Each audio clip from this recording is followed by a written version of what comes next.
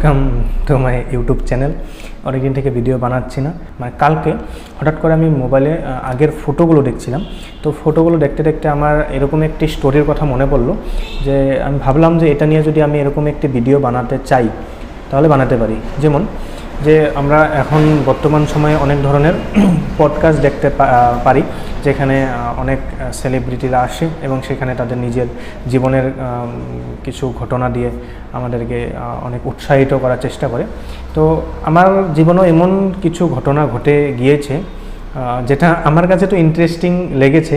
তো ভাবলাম এই ঘটনাগুলো যদি আমি একটি ভিডিও আকারে বানিয়ে রেখে যেতে পারি, যাতে ভবিষ্যতে যখন আমি বৃদ্ধ হয়ে যাব বা বয়স হয়ে যাবে তখন আমি এই স্টোরিগুলো দেখে, কারণ সেগুলো প্রমাণ নেই যে ভিডিও আকারে আমি রাখবো, তো সেগুলো প্রমাণ নেই যেহেতু, তো সেই স্টোরিগুলো আমি যদি এইভাবে গল্প আকারে যদি ভিডিও করে রাখতে পারি তাহলে আমার কি হবে, ভবিষ্যতে এটা ভালো হবে আর কি। তো এই ভিডিওটা এই সেম আগের ভিডিওর মতো কোনো ধরনের এখানে আমার ভিউয়ের কোনো আশা নেই। তোমরা যদি দেখছো ভালো, যদি না দেখছো তাহলে কোনো কথা নেই। কিন্তু ঘটনা হচ্ছে কি, যে এই ভিডিওগুলো যেগুলো আমি বলছি, তো এটা নিয়ে আমি একটা সিরিজ বানানোর চেষ্টা করব। সিরিজটা এরকম হবে যে এপিসোড ওয়াইজ আসবে, যেমন এটা আজকে আমাদের প্রথম এপিসোড এবং এই এপিসোডটা আমি নাম দিয়েছি মাই লাইফ মাই স্টোরি। তো এখানে আমি আজকে ঠিক 1 বছর আগে ঘটে যাওয়া একটি ঘটনা কথা বলবো, যেটা অনেক ফিল্মি গল্পের থেকেও মানে খুব ইন্টারেস্টিং মানে আমার লেগেছিল। তো অনেকদিন চেষ্টা করেছি, একদিন আমি ফেসবুকেও লেখা টাইপ করে ভেবেছিলাম যে টাইপ করে পোস্ট করে দিব। তো সম্পূর্ণ মনের ভাবটা টাইপ করে প্রকাশ করাটা মানে আমার কাছে মানে অসম্ভব মনে হয়। তো এইভাবে বলে প্রকাশ করাটাই আমার কাছে মানে শ্রেয়। তো যাই হোক, তো আজকের এই প্রথম episode my life my story by Riju মধক। তো my life my story episode 1-এ আপনাদেরকে স্বাগতম যারা যারা দেখছো। তো এই স্টোরিটার মধ্যে আমি আমার জীবনের ঠিক 1 বছর আগে 3 মার্চ 2023-তে এই ঘটনাটি আমার সাথে ঘটেছিল। তো প্রথম থেকে স্টার্ট করি। তো তখন দিনটি ছিল 3 মার্চ 2023। তখন আমরা 3 বন্ধু মিলে, আমি, গোবিন্দ এবং সুমন, আমরা 3 জনে একটি প্ল্যান করি যে আমরা আমাদের বাইক নিয়ে, নতুন বাইক কিনেছিলাম, তো আমাদের বাইক নিয়ে আমরা যাব দার্জিলিং ঘুরতে। তো সেই মর্মেই প্ল্যান মতে আমরা চলি এবং 3 তারিখে আমরা বেরিয়ে পড়ি 2টো বাইক নিয়ে, 3 জনে 2টো বাইক নিয়ে বেরিয়ে পড়ি। আমি ফটোগুলো দেখিয়ে দিব। গোবিন্দ আর সুমন একটি বাইকে যায় এবং আমি একলা, এবং আমার বাইকের পিছনে আমি ব্যাকপ্যাকগুলো প্যাক করে নিয়ে যাই। তো এইভাবে যাওয়ার পরে আমরা তো সুন্দরভাবে যাচ্ছি এবং অনেক কিছু প্ল্যান করে গিয়েছিলাম। রাস্তার মধ্যে যে কোনো পাশে আমরা ম্যাগি বানিয়ে খাবো, তার জন্য আমরা সব কিছু রেডি করে নিয়ে গেছিলাম। তো এইভাবে আমরা গেলাম। তো এইভাবে আমরা দার্জিলিং, মেন কথা মানে কি, এই যেটা ঘটনা, যেটা ঘটনাটা সেটা যাওয়ার সময় নয়, সেটা দার্জিলিং থেকে আসার সময়ের ঘটনা। কিন্তু তোমাদের জন্য বোঝার সুবিধার জন্য আমাদের তো সম্পূর্ণটাই বলতে হবে। তো আমি যাওয়ারটা বেশি বড় করে বলবো না, একদম নর্মালভাবে বলবো, যাতে একটু আইডিয়া পাওয়া যায় যে হ্যাঁ আসলে ঘটনাটা কী ঘটেছিল। তো আমরা সব কিছু রেডি করে যাই এবং আমরা শ্রীরামপুর, যেটা বর্ডার, বেঙ্গল এবং আসাম বর্ডার পার হয়ে আর অল্প দূর এগিয়ে আমরা সেখানে একটি জায়গায় আমরা খড়ি জোগাড় করে, সেখানে রাস্তার পাশেই অনেক খড়ি পাওয়া যায়। তো সেখানে আমরা কি করি, ম্যাগি বানিয়ে সেখান থেকে খাওয়া দাওয়া করে আবার চলে যাই আমরা দার্জিলিংয়ের উদ্দেশ্যে। এবং দার্জিলিং উদ্দেশ্যে যাওয়ার একটা কি হয়েছিল, আমি সেদিনকা আমরা ভেবেছিলাম কি, যে দার্জিলিং যদি যাচ্ছি, দার্জিলিং যাওয়ার যেটা সামনাসামনি রাস্তা সেটা হচ্ছে মল রোড দিয়ে যাওয়ার রাস্তা। মল রোড এর পাশ দিয়ে যায়, যেটা অল্প সামনে হয় আর কি, 30-40 কিলোমিটার মতো সামনে হয়। কিন্তু আমরা ভাবলাম যে দার্জিলিং তো যাচ্ছি, তো সেই হিসাবে আমরা শিলিগুড়ি এবং জলপাইগুড়ি শহরটাও দেখে যাই। তো আমরা ইচ্ছা করে আর কি 40 কিলোমিটার বেশি গিয়ে এদিক দিয়ে শিলিগুড়ি হয়ে আমরা দার্জিলিংয়ে যাওয়ার চেষ্টা করি। শিলিগুড়ি হয়ে তারপরে দার্জিলিং মোড়, যেটা শিলিগুড়ির টাউনে অবস্থিত দার্জিলিং মোড়, সেখান দিয়ে আমরা দার্জিলিং চলে যাই। তো 3 তারিখ যেতে দার্জিলিং যেতে খুব সুন্দর রাস্তাগুলো দেখেই তো আমরা একদম অবাক, মানে ফিদা আর কি আর বলবো। এরকম ধরনের পরিবেশটা আমাদের এদিকে পাওয়া খুবই মুশকিল। পাহাড়ি রাস্তা, সাইড দিয়ে যাচ্ছে সুন্দর করে ট্রাম, এদিকে আবার চা বাগান, এদিকে পাহাড়, এদিকে খাই, মানে সুন্দর একটি পরিবেশ। সুন্দর করে আমরা এভাবে বাইক নিয়ে যাচ্ছি। আর এটাই আমাদের এত দূর বাইক নিয়ে যাওয়ার প্রথম মানে আমাদের এক্সপিরিয়েন্স, যেটা মাঝে মাঝে তো ভয়ও হয়, আবার মাঝে মাঝে মানে কি বলবো আর আমি মোবাইলটা মানে এখানে লাগিয়েছিলাম, এখানে একটি হেলমেট মাউন্ট লাগিয়ে আমি মোবাইলে ভিডিও করে গিয়েছিলাম, যাতে আমি মানে সেটাকে স্মৃতি আকারে রাখতে পারি, যেগুলো ভিডিও আমার অলরেডি এই চ্যানেলেই আছে আর কি। তো এইভাবে আমরা সুন্দর করে রাস্তা দিয়ে যাচ্ছি। দার্জিলিং যেতে যেতে আমাদের হয়ে যায় সন্ধ্যা। তো সেখানে আমরা হোটেল খুঁজে আমরা সেখানে একদম ঘুম স্টেশনে। তো আমরা ভাবলাম যে যদি একদম দার্জিলিংয়ে পৌঁছে যাই তো সেখানে কি হয়, হোটেল খরচাটা খুবই অতিরিক্ত মানে। আর তার জন্য আমি কি করলাম যে অল্প বুদ্ধি বের করে না, দার্জিলিংয়ে না গিয়ে দার্জিলিং থেকে 7-6 কিলোমিটার আগে ঘুম স্টেশন বলে একটি রেল স্টেশন আছে, যেটা খুবই পপুলার, অনেক ফিল্মে আমরা সেই স্টেশনটিকে দেখতে পেয়েছি। তো সেই ঘুম স্টেশনের একদম পাশেই হোটেল বুক করি। তো সেখানে আমরা রাত্রটা যাপন করি। তারপরে পরের দিন কি হলো যে আমরা 3 দিনের প্ল্যান করে গিয়েছিলাম, যে একদিন যেতে লাগবে, একদিন সেখানে ঘুরতে লাগবে, আর আরেকদিন আসতে লাগবে। তো 3 দিনের প্ল্যান ছিল। তো আমরা একদিন তো যেতে চলেই গেল, তার পরের দিন মানে 4 তারিখ আমরা কি করি, সকাল সকাল বেরিয়ে পড়ি ঘোরার জন্য। তো ঘুরতে গিয়ে আমরা দার্জিলিং স্টেশন দিয়ে তারপরে ওদিকে আমরা যাই রক গার্ডেন, তারপরে আমরা গণেশ টেম্পল না কালী টেম্পল, যাই হোক আমি ভুলে গিয়েছি, সেখানে হয়তো কালী মন্দির ছিল, না হলে গণেশ মন্দির ছিল। তো সেখানে যাই। তো এইভাবে কয়েকটি জায়গা সুন্দরভাবে বেরিয়ে তারপরে আমরা এরকম হয়ে যায় যে 2টোর মধ্যে আমাদের ঘোরাঘুরি সব কমপ্লিট। কারণ দার্জিলিংটা শহরটা ততটাও বড় নয়, একদম সামনাসামনি। আর যেহেতু বাইক নিয়ে গিয়েছি তো তাড়াতাড়ি হয়ে গেছে ঘোরা, সাথে সাথে যাই সাথে সাথে আসি। নাহলে যদি আমরা গাড়িতে যেতাম তখনকার মানে অল্প টাইম লাগতো, কারণ গাড়িতে এদিকে ট্রাফিক জ্যাম। কিন্তু আমরা যেহেতু বাইক নিয়ে গিয়েছি তো তাড়াতাড়ি হয়ে গিয়েছে, দুপুর 2টোর মধ্যে সব ক্লিয়ার। তারপরে সেখানে আমরা কি করলাম, যেটা আর কি বাতাসিয়া লুপ। তো সেখানে আমরা এসে একটা প্ল্যান করলাম যে ঘোরার পরে সেখান থেকে মোমো খেলাম, আর মোমো খেতে খেতে একটা প্ল্যান করলাম যে আমরা যদি এইখানে আজকে থাকি, ঘোরা তো শেষ, ঘোরার মতো তো আর নেই। তো এখন বাজে 2টো। তো এখন যদি আমরা এইখানে থাকি তাহলে আমাদের আবার একটি হোটেল বুক করতে হবে, কারণ যেই হোটেলে আমরা ছিলাম সেই হোটেলটি মানে নেক্সট দিনে মানে আজকের কারণে অলরেডি বুক। তো সেই হোটেলে আমরা এখন থাকতে পারবো না, বা সেই রুমে আমরা থাকতে পারবো না। তো নতুন করে একটি হোটেল বুক করতে হবে। আর নতুন করে আমরা রাস্তা দিয়ে ঘোরার সময় হোটেল আমরা খুঁজে খুঁজে যাচ্ছিলাম, কিন্তু হোটেলের প্রাইসগুলো এতটাই বেশি, মানে কি বলবো আর কি, যে এক একটি হোটেল মানে 1500, 2000, 3000, 4000, 5000 পর্যন্ত হোটেল আমরা দেখলাম। কিন্তু এই 5000 টাকা দিয়ে হোটেলে থাকার চেয়ে আমরা ভাবলাম যে যদি আমাদের ঘোরা শেষ তো আমরা এক কাম করি, আমরা এখনই এখান থেকে ব্যাক হয়ে যাই। সারা রাত্র আমরা বাইক চালাবো, বিন্দাস হোটেলের যেটা টাকা আমরা ধরে রেখেছিলাম 1000 টাকার মতো, তো সেই হোটেলের টাকা দিয়ে আমরা খাওয়া দাওয়া করে রাত্রেবেলা সুন্দর করে বিশ্রাম করে যে কোনো ধাবার মধ্যে থেকে বিন্দাস বাড়িতে এসে পড়বো আর কি, যতটুকু টাইম লাগে। তো প্ল্যান মতেই কাজ। তো এর আগে কোনো দিন নাইট রাইড করিও নি, তো ভাবলাম চলো যাওয়া যায়, অসুবিধা নেই। 3 জনের প্ল্যান ছিল, প্ল্যান মতে আমরা বেরিয়ে পড়লাম। কিন্তু এইবার আমরা শিলিগুড়ি দিয়ে না এসে আমরা কি করলাম, আমরা যেটা দার্জিলিং থেকে আসার একটি রাস্তা আছে, ভিতর দিয়ে রাস্তা, যেটা এসে বের হয় আমাদের যেটা করোনেশন ব্রিজের সামনে। তো সেই করোনেশন ব্রিজের সামনে দিয়ে আমরা আসলাম প্রায়, সেখান থেকে আমরা বেরিয়েছিলাম 3টার দিকে, এবং এখানে আস্তে আস্তে হয়ে গেল আমাদের 5টা, হ্যাঁ 5টা কি 6টা, 5টা না 6টা এরকমই কিছু আছে। তো আমি এখানে একটি ফটো উঠেছিলাম, এই ফটোর নিচে একটি টাইমও আছে, দেখতে পারবে। তো করোনেশন ব্রিজে আমরা এখানে আসি, সেখান থেকে এসে আমরা কি করলাম, এবার মলবাজার হয়ে, মলবাজার, তো সেখান দিয়ে আমরা আসার প্ল্যান করলাম যে আমরা এদিক দিয়ে যাব। তো এদিকে রাস্তাটাও খুব সুন্দর ছিল। মালবাজার যেটা টাউন, আমার এক্স্যাক্ট নামটা আমি জানি না, সেটা মালবাজারই না অন্য কিছু। তো সেই টাউনে আমরা আসার পরে সেখান থেকে ভাবলাম এখান থেকে খেয়ে নিই আর কি, খাওয়া দাওয়াটা এখান থেকে সেরে নিই, তাহলে সারা রাত আমরা কি করতে পারবো, রাইড করতে পারবো।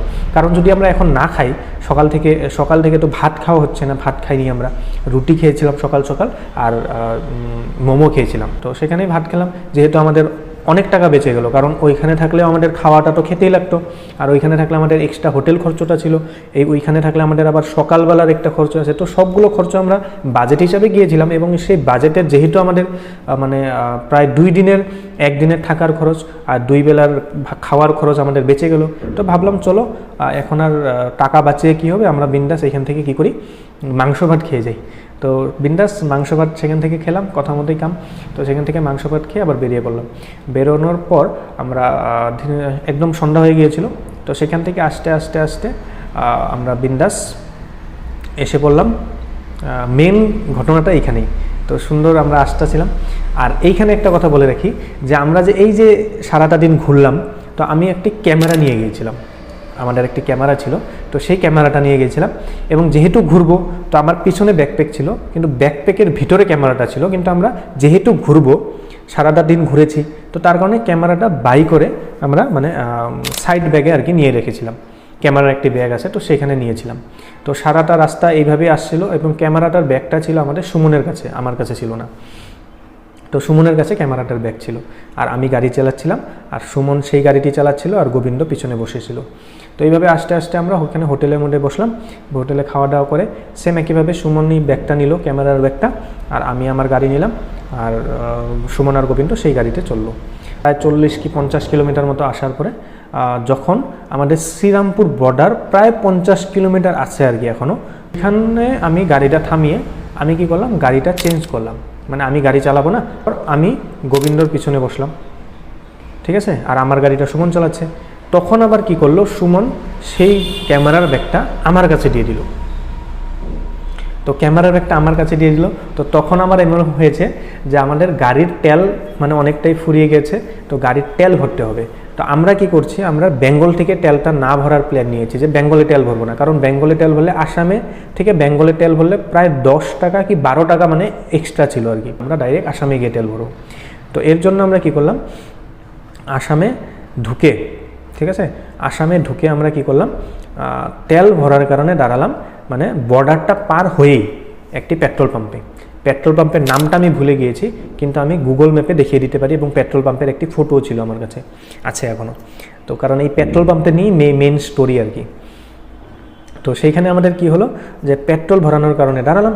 তো পেট্রোল ভরানোর কারণে দাঁড়িয়ে সেখান থেকে বিন্দাস পেট্রোল ভরলাম, এবং আমি কি করলাম, আমার কাছে তো ক্যামেরার ব্যাগটা ছিল, তো আমি ক্যামেরার ব্যাগটা বের করে পেট্রোল পাম্পের যেটা আর কি মেশিনের পাশে ব্যাগটা রেখে তাদেরকে বললাম যে পেট্রোল তো ভরছে, তুই দেখিস ব্যাগটা, আমি অল্প বাথরুম করে আসি। তো আমি চলে গেলাম বাথরুমে। তো সেইখানে বাথরুম থেকে এসে আমি গাড়ির সামনে আসলাম, গাড়ির সামনে এসে দেখলাম কত টাকার পেট্রোল ভরল হিসাবে আমি পেমেন্টটা করলাম, এবং পেমেন্ট করার পর আমি যে ক্যামেরার ব্যাগটা সেখানে রেখেছি সেটা আমি একদমই ভুলে গিয়েছিলাম। তো যার ফলে এতক্ষণ আমি গাড়ির পিছনে বসে আসছিলাম, এরপর আমি কি করলাম, আমার গাড়িটা নিলাম, আর সুমন আর গোবিন্দ তার নিজের গাড়িতে চললো, এবং বিন্দাস আমরা ক্যামেরাটা সেখানেই ফেলে এসে চলে আসলাম।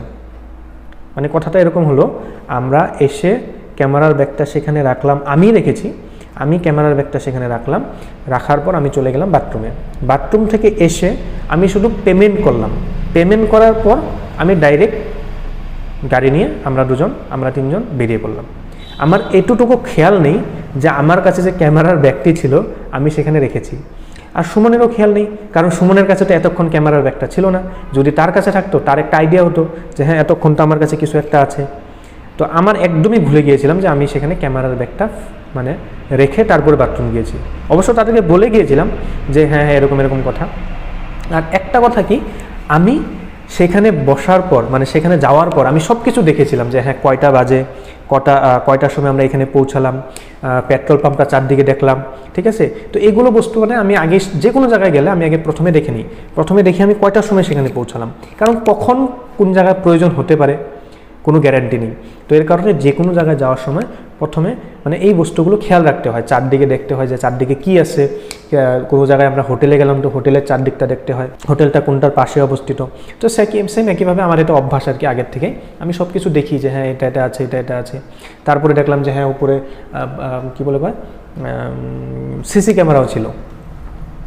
তো আমরা তো এসে বললাম, তো সেই প্রায় 50 থেকে 60,000 টাকার বস্তু সেখানে ছিল। এই 50-এর থেকে 60,000-এর উপরে হবে, হ্যাঁ 60,000-এর উপরে আমাদের সেই ক্যামেরার ইকুইপমেন্ট আর ক্যামেরা সহ ব্যাগটা সেখানে আমরা ফেলে এসে বিন্দাস নিশ্চিন্ত মানে আমরা এসে পড়লাম, মানে যাওয়ার কারণে রেডি। তারপরে কি হলো, ক্যামেরা তো সেখানে ফেলে এসেছি, আমাদের কোনো ধান্দাই নেই। তারপরে বিন্দাস আমরা কি করলাম, সারিগাঁও পাওয়ার আগে এখান থেকে প্রায় আরও 50 কিলোমিটার আমরা আসলাম।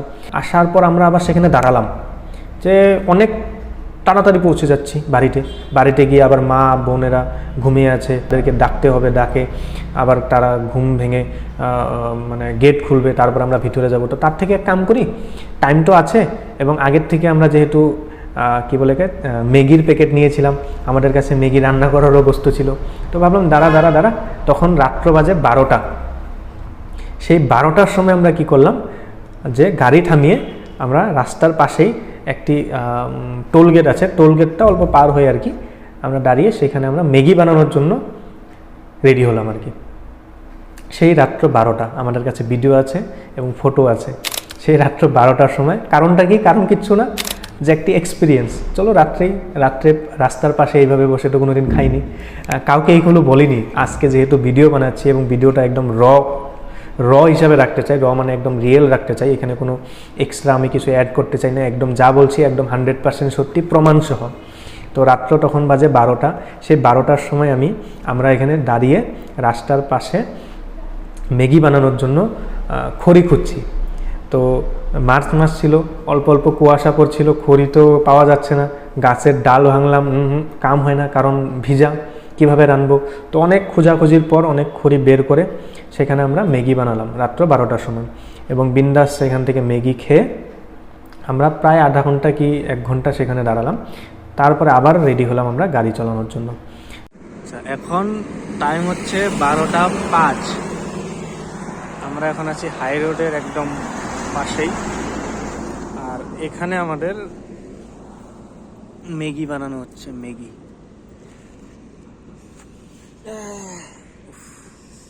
ম্যাগি বানানোর সময় আবার কি হলো, পুলিশ গাড়ি নিয়ে পেট্রোলিং করছে আর কি। তো আমাদেরকে দেখে বললো, আরে কি করছো, ডাকলো। তো আমি গেলাম সামনে, গিয়ে বুঝিয়ে বললাম যে আমরা এখানে গিয়েছিলাম, এখান থেকে আসলাম। যদি শুনে যে আমরা ম্যাগি খাওয়ার জন্য এখানে দাঁড়িয়েছি, আমাদেরকে তো তাড়িয়ে দেবে, আর অলরেডি ম্যাগি প্রায় হাফ বয়েল হয়ে গিয়েছে। তো কি করি, তো অল্প এঙ্গেজ করার জন্য পুলিশকে নিজে থেকেই বললাম যে এইভাবে আমরা ঘুরতে গিয়েছিলাম, 3 জনে গেলাম, এরকম গাড়ি নিয়ে গিয়েছি। তো 125 সিসির গাড়ি নিয়ে বললো আর কি পুলিশটা, এই গাড়ি নিয়ে এত দূর গিয়েছো? হ্যাঁ, আমার গাড়ি নিয়ে কোনো চিন্তা নেই, গাড়ি বিন্দাস চলছে। তারপরে বললাম, আসার সময় একটি টয় ট্রেন অ্যাক্সিডেন্ট হওয়া আমরা দেখে এসেছি, একদম টয় ট্রেনটা মানে উল্টে পড়ে গিয়েছে। তো খুব ভয়ানক একটি পরিস্থিতি, যেখানে হয়তো কেউ হতাহত হয়নি, রাস্তা একদম ভিড়। যদি সেখানে আমরা গাড়ি নিয়ে থাকতাম, 4 চাকা নিয়ে থাকতাম, তো আমাদের 100% গ্যারেন্টি সেদিন আমরা সেখান থেকে বেরোতে পারতাম না। তো এগুলো সব কিছু আর কি বললাম পুলিশটাকে। তো বললো, ঠিক আছে, তোমরা তাড়াতাড়ি খেয়ে এখান থেকে চলে যাও। এরকম করে রাস্তার পাশে বেশি সময় দাঁড়িয়ে থাকাটা মানে ঠিক না আর কি।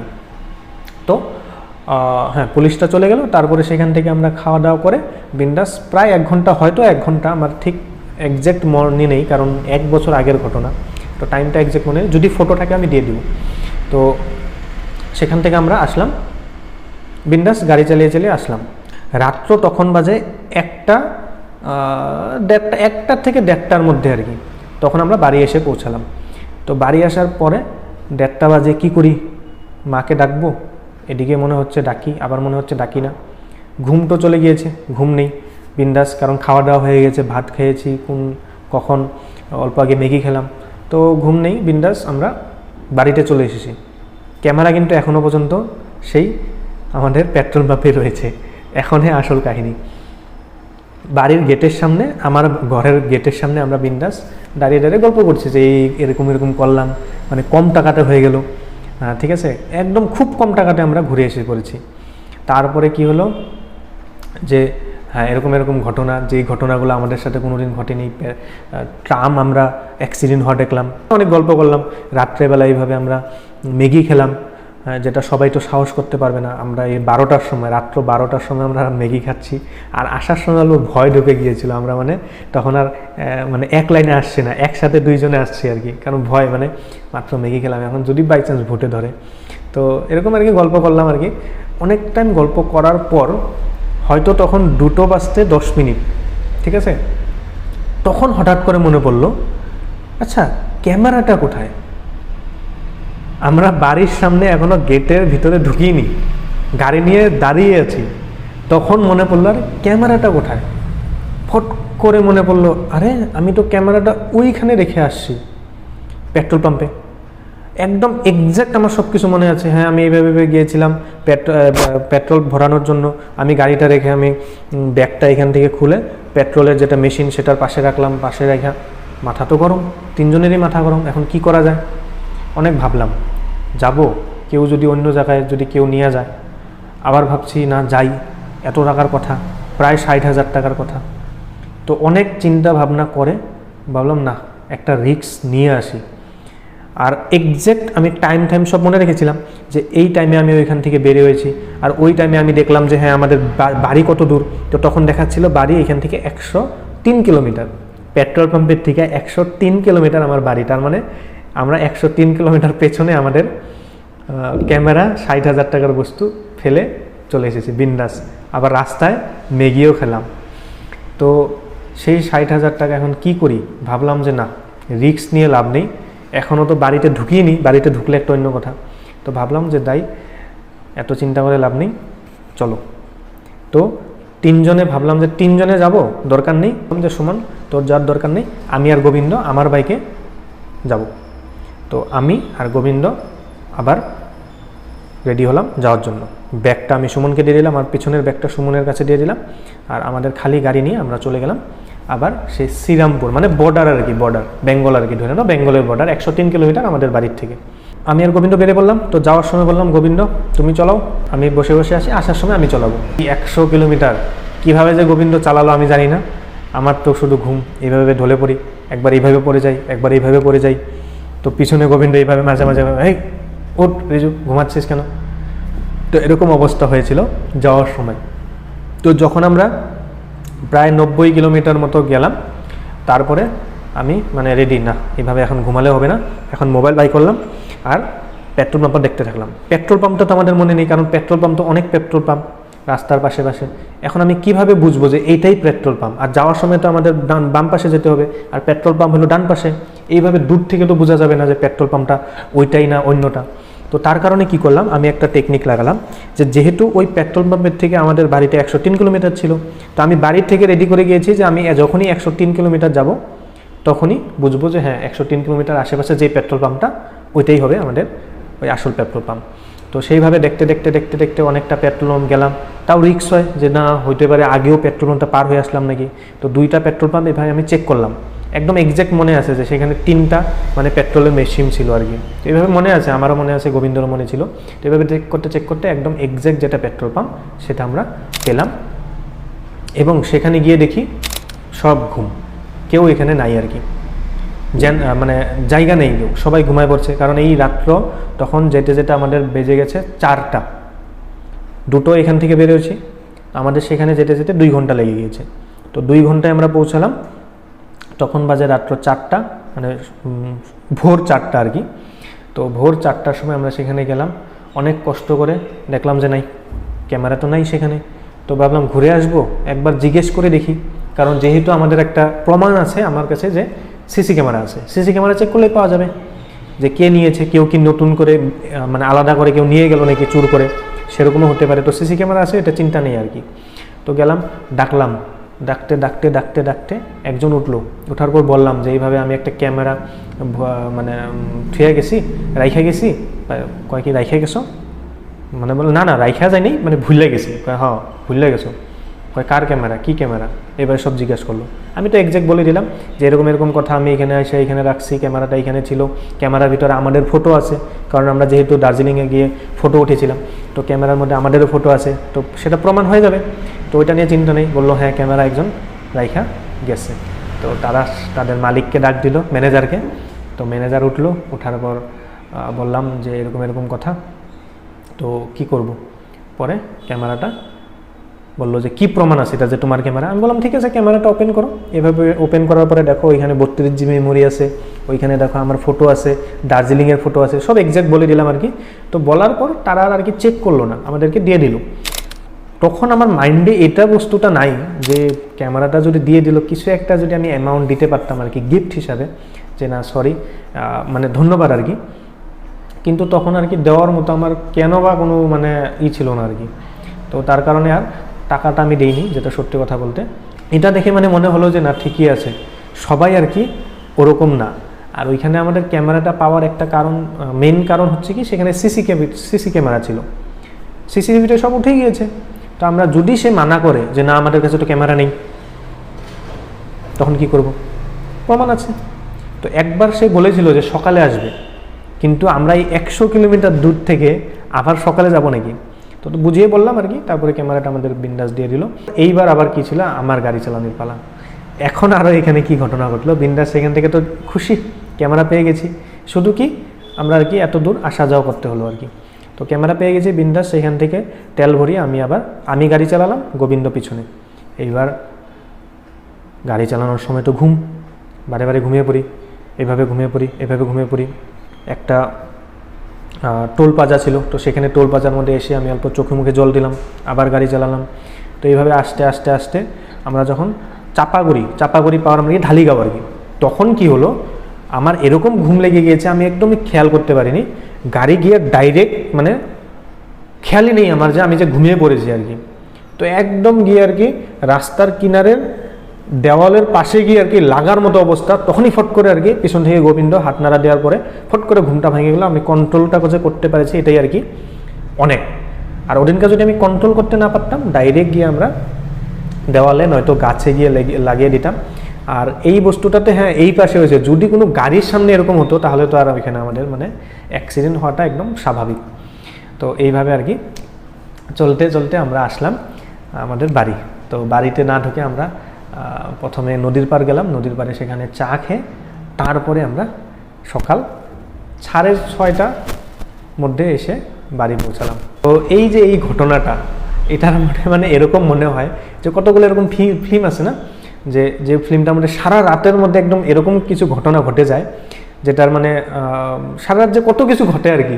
তো সেম একই বস্তু আমাদের সাথে ঘটলো আর কি, যে আমরা প্রায় 100 কিলোমিটার দূরে ক্যামেরা রেখে এসে পড়েছি এবং সেখান থেকে এসে বিন্দাস ঘরেও ঢুকিনি, ঘরে না ঢুকেই সেই বাইরে থেকে আবার চলে গেলাম 100 কিলোমিটার দূর, সেখানে 100 কিলোমিটার সারা রাস্তা গাড়ি চালিয়ে আবার ওইখানে ক্যামেরাটা নিয়ে এসে আবার 100 কিলোমিটার গাড়ি চালালাম। তো এই যে সারা রাতের ঘটনাটা আমার মানে চিরদিন এটা মনে থাকবে আর কি, এটা কোনোদিন ভুলবো না আমি, এরকম একটা ঘটনা আমার জীবনে ঘটে গিয়েছে। তো যাই হোক, এটা তেমন কোনো মানে মোটিভেশনাল তো স্টোরি নয়, কিন্তু ইন্টারেস্টিং আর কি, যে এরকমও আমার দিন আছে আমার জীবনে যেগুলো আমি মানুষকে বলে মানে আনন্দ দিতে পারি, যে এরকম আমার জীবনে ঘটেছে। এটা যদি বাইক না হয়ে যদি আমরা বাসে আসতাম, বাইক না হয়ে যদি আমরা গাড়িতে আসতাম, ট্রেনে আসতাম, তাহলে এটা সম্ভব হতো না, কারণ সেটা ক্যামেরা যদি কোনো জায়গায় ফেলে রেখে আসতাম আর কি ক্যামেরাটা, সেটা আর পাওয়া মুশকিল, কারণ ট্রেনে আসলে তো যাওয়া সম্ভবই না। আমাদের কাছে বাইক ছিল বলে আমরা এই কামটা করতে পারলাম আর কি।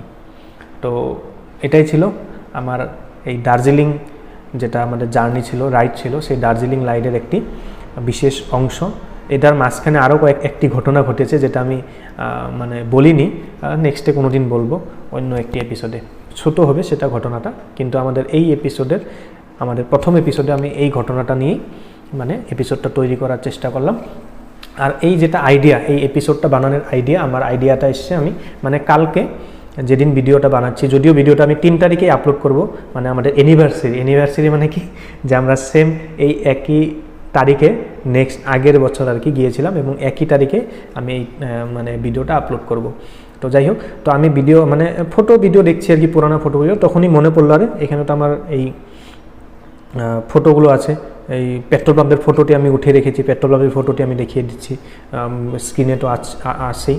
তো সেইখানে গিয়ে আমরা ফট করে মনে পড়লো যে হ্যাঁ এই ঘটনাটা তো আমি কি করা যায়, আমি আবদ্ধ করে রাখতে চাই আর কি, মনে সব কথা মনে রাখলে হয়তো কীভাবে মানে কোনো আর কি এটার কোনো মনে থাকলে তো মনে থাকলো আর কি, কেউ জানলো না, কিন্তু এটারে যদি আমি একটা ভিডিও আকারে রাখতে পারি, যেহেতু আমাদের কাছে আমাদের জার্নির ভিডিওটা নেই, কিন্তু আমার স্টোরিটা আমার মনে আছে, মাইন্ডে আছে, তো সেটাকে আমি একদম ভিডিও আকারে একটি পডকাস্ট আকারে আমি বানানোর চেষ্টা করলাম এবং এটাকে আমি আপলোড করে রাখবো।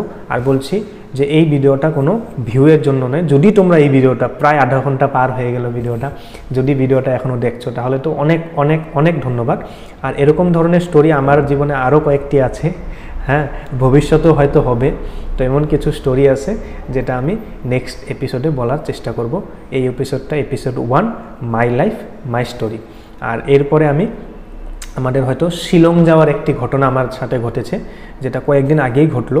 তো সেই ঘটনাটাও আমি এইভাবে মানে ভিডিও আকারে, পডকাস্ট আকারে বা স্টোরি আকারে আমি এখানে আপলোড করার চেষ্টা করব। আর এই আপলোড করার একটাই কারণ, যেগুলো আমি স্মৃতি হিসাবে রাখতে চাই, যাতে নেক্সটে কোনো দিন আমার সব কিছু আমি ভুলে গিয়েছি, এরকমও তো হতে পারে, হ্যাঁ, তখন আমি এই ভিডিওগুলো দেখে আমি মানে স্মৃতি রোমন্থন করার একটা মানে সুযোগ পাবো আর কি। তো ভিডিওটি দেখার জন্য অনেক অনেক ধন্যবাদ। আজকের এই স্টোরি, আজকের এই এপিসোড এই পর্যন্তই। নেক্সট কোনো দিন দেখা হবে, গ্যারেন্টি দিতে পারি না কোন দিন ভিডিও বানাবো, যেদিন সময় হবে সেদিনই বানাবো। আজকে হঠাৎ করে মনে হলো তাই আজকে বানালাম। তো আজকের জন্য এই পর্যন্তই, ধন্যবাদ।